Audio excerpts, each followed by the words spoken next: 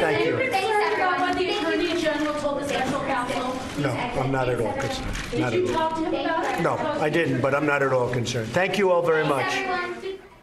Developing right now, the White House is downplaying significant new details in the special counsel's investigation into Russian interference in the 2016 presidential election. The Department of Justice confirms Attorney General Jeff Sessions was questioned for several hours last Wednesday. And we have also learned that former FBI Director James Comey, who was fired, sat down with investigators last year. Two sources telling the New York Times that Comey was asked about the memos that he wrote describing his meetings with President Trump. And joining us now, a man who knows special counsel Robert Mueller well. Guy Lewis is a former U.S. attorney who worked at the Justice Department with Mueller and James Comey. And we're always glad to have you here. Thanks so much for your insight, as always. And let's start with the Sessions news, this development that he has already been interviewed by Robert Mueller's team of investigators. And here's someone who's deeply involved in the campaign. Early on, he was a Trump supporter. Of course, he was also part of the events leading up to the firing of James Comey once the president took office, and that all played out. So give us a sense here. What kind of information can Jeff Sessions provide that the special counsel would like to know? Well, it's extraordinary because you're interviewing the chief law enforcement officer of the United States. I mean, this is a guy who is the Attorney General, who is running ostensibly the Department of Justice. And, of course, the number two guy, Rod Rosenstein, is the fellow who appoints Mueller. To the investigation. So it's a very unusual set of circumstances. What would I want to know from Sessions? Listen, they sat for at least 2, maybe even 3 hours. And this is a guy who's already testified in Congress about this, right? His contacts, so they had a record, they had transcripts, and so they've sat down, they've clearly debriefed Flynn and the other cooperating witnesses, now Comey that we know. So you better believe that they're honing in on specifics. What did you know? When did you know? How did you find out? How did you react? What did the president say? And we know that they're setting this whole thing up for a potential, at least potential, meeting with the President of the United States. And what exactly would something like that look like? We just heard from the president there seeming very unfazed, that he's not concerned about this. But how would that meeting look between the president and the special investigator? Boy, oh boy, can you imagine a more unusual, tense meeting with Mueller on one side and his 4 or 5 lawyers, and President Trump and his 4 or 5 lawyers on the other. Listen, Trump is no stranger to litigation and hard tactics litigation. He's not going to walk into this thing lying down by any stretch. First of all, they're going to have to agree on how it will happen. Look, if he was my client right now, I'd be very reluctant to walk him into an investigation and to an interview with somebody who is as sharp as Bob Mueller.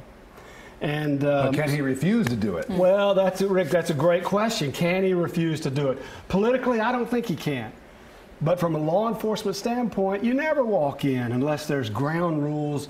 Maybe, look, I've had clients where I don't walk them in there unless I get promises of immunity.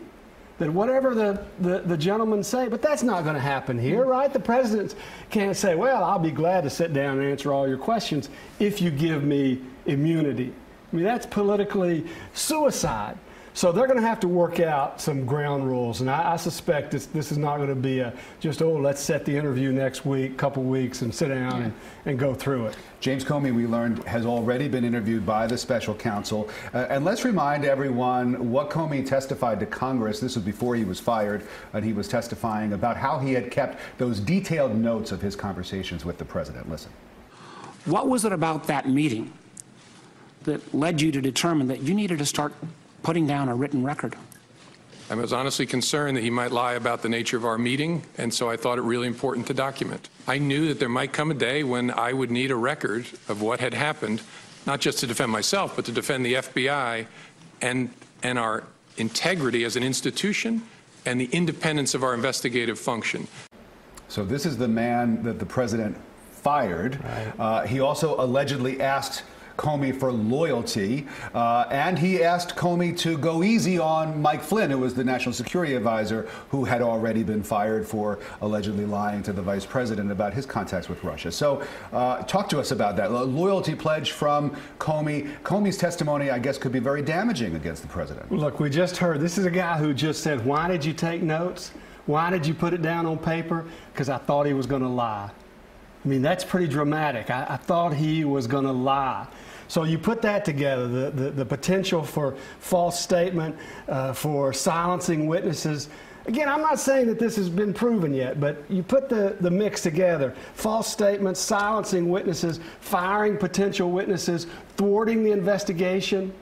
I tell you, this is what we call, as a federal prosecutor, I used to call obstruction of justice. And I think that's where we're going. So you have Comey on the record sort of stating his lack of pride or lack of the fact that he doesn't believe that the president has integrity, that he could potentially lie. But we also have heard from the president that he's been very critical, believes that the FBI is lacking integrity. There has been that case of the agents exchanging text messages showing that they were biased against President Trump. So you've been part of the Justice Department. For the American people and for our viewers that are watching there today, why should people have faith in the FBI? Well, that's a great question. First of all, what the agents did in terms of the two that were apparently having an affair who were texting back and forth, wrong. That was absolutely wrong. And the FBI, I believe, for the most part, has come out and said it's wrong. They ought to condemn it. These guys, frankly, in my judgment, I know there's some back and forth on this, I would fire them based on their conduct if I was running the show.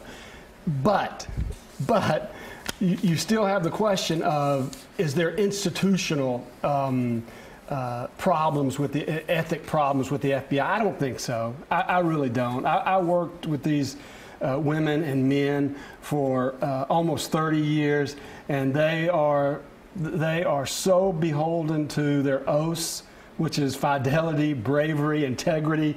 These guys really are the front line and are the real deal. Well, it looks like this investigation seems to be coming to some kind of head, so we'll definitely be talking to you again about it as developments unfold in the coming days. Guy Lewis, former U.S. Attorney, thank you so much. Great to see you as always. Appreciate it.